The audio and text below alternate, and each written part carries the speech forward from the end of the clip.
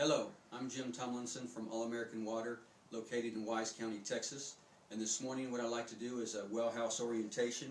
And today we're going to talk about the galvanized tank and just some things that's located inside your well house or just part of the components to your well. If you look down here, you'll see the wellhead.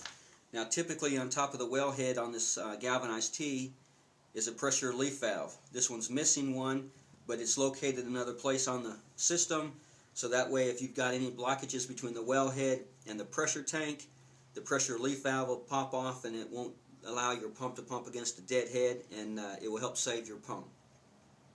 Now on the bottom of this galvanized T, going down to the well, is your drop pipe, and on the end of the drop pipe is your well pump. This right here is your casing that your pipe hangs inside of and your pump sits inside of. Out of your casing is your wire that goes to your pump. Now on this side of the wire, it comes up to a control box. Most control boxes are Franklin Electric, and the way you can tell what size control box you have, which will also indicate what size pump you have, is by looking at this little white line there, and this says HP 1/2. Well, that indicates that this is a 1/2 horsepower control box, and the pump is a 1/2 horsepower pump. And in this case, which means a 1/2 horse pump, you usually don't put it deeper than about 80 to 100 feet. So this is going to be a shallow well. Now, over here is what we call a galvanized tank. This tank works a little different than the bladder tank. When the pump kicks on, what it will do is it'll shoot a 20-foot column of air into this tank. That air is compressed, and that's what pressurizes your water going out. Now sometimes these tanks, you can tell if they're healthy or not is by, you can take your hand and you run it down and you can feel a temperature difference. In the summer, this is going to be warm and this is going to be cold. In the winter, this is going to be cold and this is going to be warm.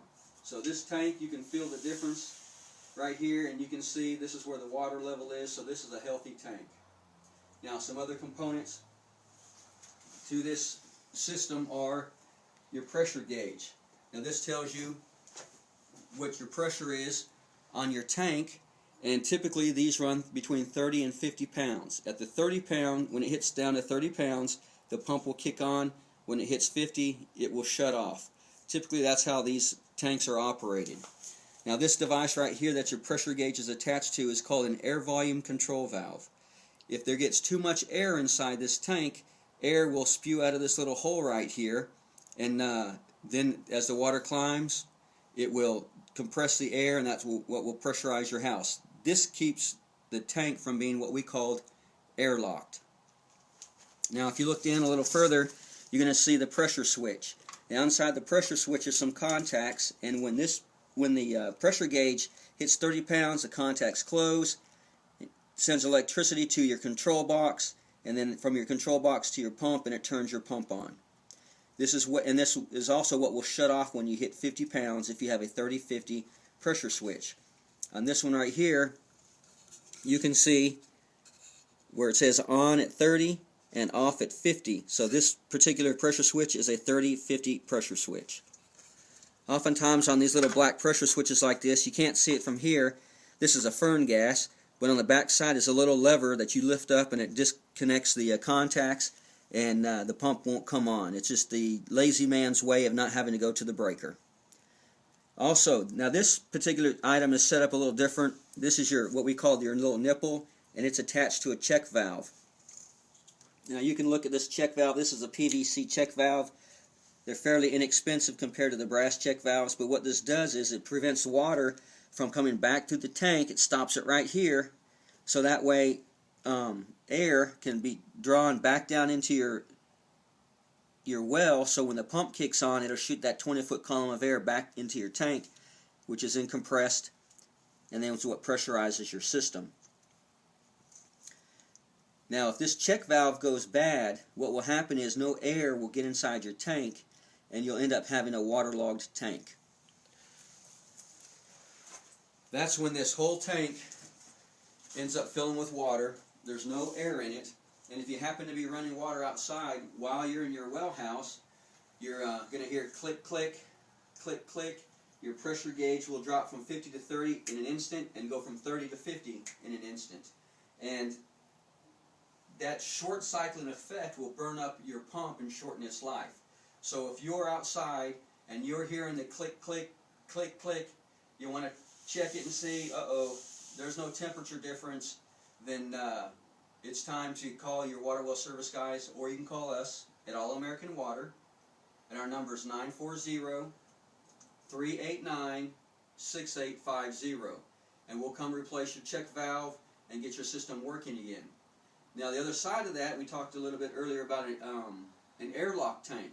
If you hear the same thing, click, click, click, click, your pump's coming on and it's going off, or you're getting air in your lines in the house, that means your air volume control valve is not working like it's supposed to. It'll shorten the life expectancy of your pump. It'll create havoc with your some of your appliances in your house, and then you can come outside and you can shake your tank and it'll be really light. Then you'll know it's airlocked. Once again, you can call us at All American Water, or you can call your own water well service company. It's okay with us.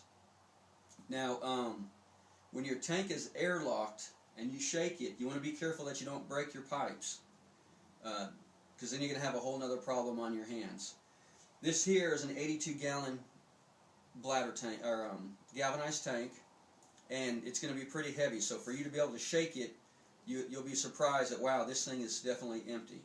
Now the difference between this and the bladder tank the bladder tank has a bladder in it where the water goes in and then it's compressed from the air that's locked up on the top, but it goes inside of a bladder or a balloon. The upside to a galvanized system is that the water is mixed with air when it comes into the tank, and if there's any odor in there, it helps oxidize it and gets rid of the odor before it comes into your house. The downside to this is you don't have the drawdown effect that you have on a bladder tank.